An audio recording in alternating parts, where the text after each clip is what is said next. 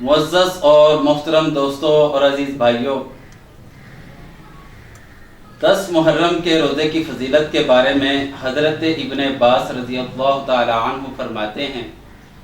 کہ میں نے نہیں دیکھا کہ نبی کریم صلی اللہ علیہ وسلم کسی خاص دن روزے کا اہتمام فرماتے ہوں اور اس کو کسی دوسرے دن پر فضیلت دیتے ہوں سوائے اس 10 محرم کے دن کے اور اس مہینے یعنی رمضان المبارک کے مہینے کے۔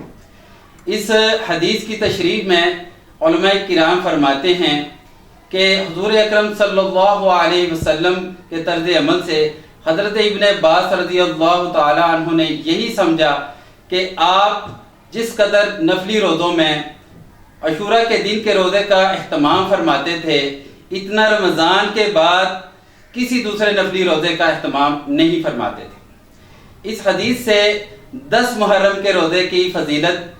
واضح اور بالکل ظاہر ہے، اور ایک دوسری حدیث صحیح بخاری کی ایک حدیث ہے جس میں ام المؤمنین حضرت عائشہ صدیقہ رضی اللہ تعالی عنہ فرماتی ہیں کہ رمضان کے روزے فرض ہونے سے پہلے لوگ 10 محرم کے دن کا روزہ رکھا کرتے تھے، اور 10 محرم کے دن کعبہ کو غلاف بھی پہنایا جاتا تھا، لیکن جب اللہ تعالیٰ نے رمضان کے روزے فرض فرما دیے تو رسول اکرم صلی اللہ علیہ وسلم نے ارشاد فرمایا کہ جو شخص محرم کے دن کا روزہ رکھنا چاہے، محرم کا روزہ رکھنا چاہے وہ رکھ لے، اور جو چھوڑنا چاہے وہ چھوڑ دے۔ حضرت ابو قتادہ انصاری رضی اللہ تعالی عنہ کی ایک طویل حدیث میں حضور اکرم صلی اللہ علیہ وسلم یوم عاشوراء کے روزے کے بارے میں ارشاد فرماتے ہیں کہ میں اللہ تعالیٰ سے امید رکھتا ہوں کہ عرفہ یعنی 9 ذی الحجہ کا روزہ رکھنے سے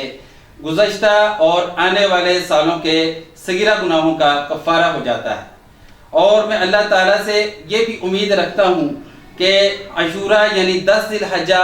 کا روزہ رکھنے سے گزشتہ 1 سال کے صغیرہ گناہوں کا کفارہ ہو جاتا ہے۔ اس حدیث کی تشریح میں علامہ ابن حجر رحمہ اللہ فرماتے ہیں کہ اس حدیث کے ظاہر سے یہ معلوم ہوتا ہے کہ عرفہ یعنی 9 ذی الحجہ کا روزہ رکھنا اور عاشوراء کا روزہ رکھنے سے زیادہ افضل ہے۔ اس فرق کی حکمت کے سلسلے میں یہ کہا گیا ہے کہ عاشوراء کے دن کا روزہ تو حضرت موسیٰ علیہ السلام کی طرف منسوب ہے، اور عرفہ کا دن نبی کریم صلی اللہ علیہ وسلم کی طرف منسوب ہے، بس اسی وجہ سے عرفہ کا دن کا روزہ زیادہ فضیلت کا باعث ہے۔ بعض روایات سے یہ معلوم ہوتا ہے کہ عاشوراء کے دن کا روزہ حضور صلی اللہ علیہ وسلم سے پہلے کئی انبیاء کرام علیہم السلام نے بھی رکھا ہے۔ اس کی وضاحت کچھ اس طرح سے ہے کہ علماء کرام کی تحقیق کے مطابق اس روزے سے تمام صغیرہ گناہوں کی بخشش ہو جاتی ہے، اور صغیرہ گناہوں کی بخشش ہم جیسے گناہ گاروں کے لیے بہت بڑی نعمت ہے۔ کبیرہ گناہ تو سچی توبہ سے ہی معاف ہوتے ہیں، اور سچی توبہ جو ہے اس میں کئی چیزیں آ جاتی ہیں، اس میں اللہ تعالیٰ کے حقوق بھی ہیں اور بندوں کے حقوق بھی شامل ہیں۔ اللہ تعالیٰ کے حقوق میں قضا نمازیں، قضا روزے اور قربانی، حج، زکوٰۃ، حج میں صاحب استطاعت ہو اور اس نے ابھی تک حج نہ کیا ہو، اور قسم کا کفارہ، اور اس کے ساتھ ساتھ بندوں کے جو حقوق ہیں ان میں تقسیم میراث اور قرض کا لین دین، کسی قسم کا جانی و مالی نقصان، اور اس کے ساتھ ساتھ ایذاء و رسانی اور کسی کے ساتھ جھگڑا وغیرہ، کسی کی دل آزاری شامل ہے۔